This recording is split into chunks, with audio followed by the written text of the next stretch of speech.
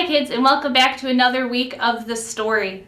Last week we read about Abram and the promise that God made to him to have as many descendants as there were stars in the sky. This week we're going to move on to chapter 3 about Joseph. Now this is the time after Abram and his son Isaac and Isaac's son Jacob all listened to God, and they were not perfect people, but they were God's chosen ones. Over the years they had a lot of challenges, but God stood with them, and his presence was always with them. So this week we're going to start with Joseph, who is the next character. When Abram's grandson Jacob grew up and had many sons, but Jacob loved one son more than all the others, his son Joseph. To show his love for Joseph, Jacob made him a special gift, a beautiful coat of many colors. This made Joseph's brothers very jealous, and they didn't like that their father was playing favorites. "Listen to the dream I had," Joseph told his brothers one morning. "We were binding sheaves of grain when suddenly my sheaf stood up straight. Then your sheaves gathered around mine and bowed down to them."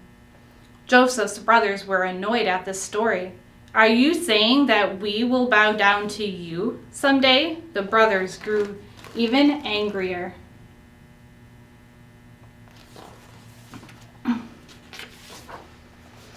Then one day, Jacob sent Joseph out to visit his brothers who were in the fields tending the sheep.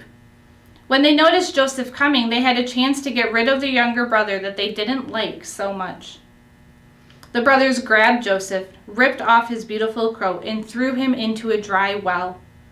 Soon a caravan of camels and merchants came by on its way to Egypt.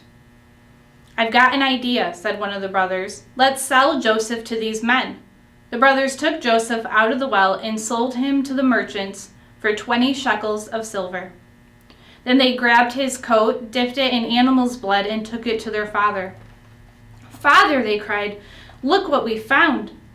Jacob knew that the robe belonged to Joseph, and Jacob was heartbroken, believing the boy he loved so much was dead. For many days, Jacob mourned and wept for his son.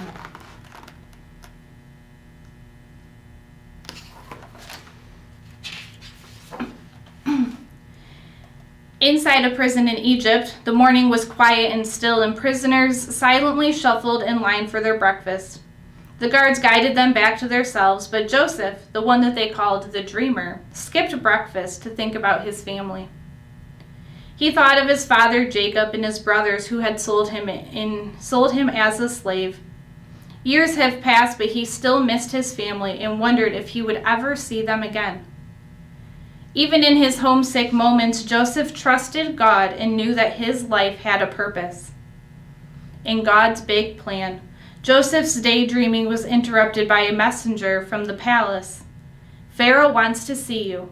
He has heard that you can explain the meaning of dreams, and no one has been able to explain his dreams, and that upsets him."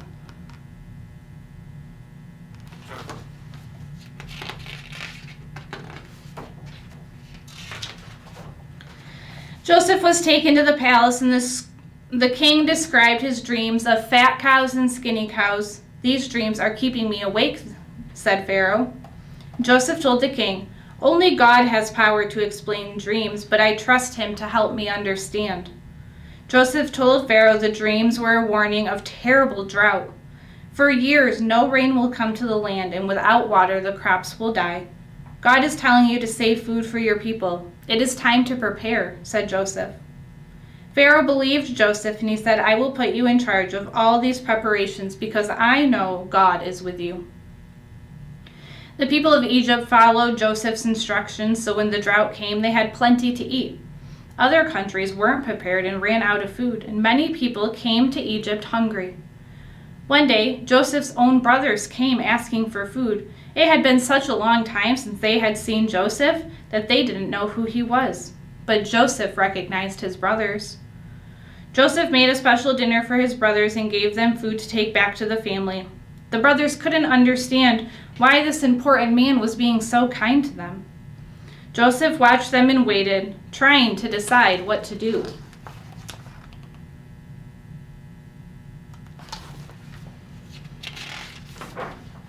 Finally, he said, "I am your brother Joseph." And the brothers could hardly believe it. They were ashamed and afraid because of the way that they had treated their little brother so long ago. Joseph hugged his brothers and said, "Do not be mad at yourselves for what you did to me." He said, "Even though you meant to do something bad, God used your actions to do something good." Joseph always knew that God was with him. Now his life's journey made sense. Soon the whole family gathered in Egypt, and God did this good thing. Joseph and his family praised God for bringing them together.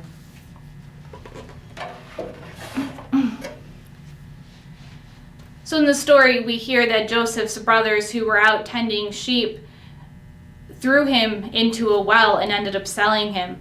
The desert probably looked something like this, and the brothers were probably up on the hills with the sheep trying to find grass, and they see the merchants coming through the desert and decide to sell him. Now, such a horrible thing of trying to kill and sell your brother is horrible, but God used it for good. If Joseph hadn't been sold into the Egyptians, he wouldn't have been there to tell Pharaoh what his dream meant and to help organize and save all of the food for the people who were so hungry when it didn't rain. Any choice that we make, good or bad, is part of God's plan, and God will use it for good. God loves us and only wants good things for us. We just have to trust in Him. Thank you for joining me for this story. And next week we will start another chapter on getting the Israelites out of Egypt. I hope to see you next time.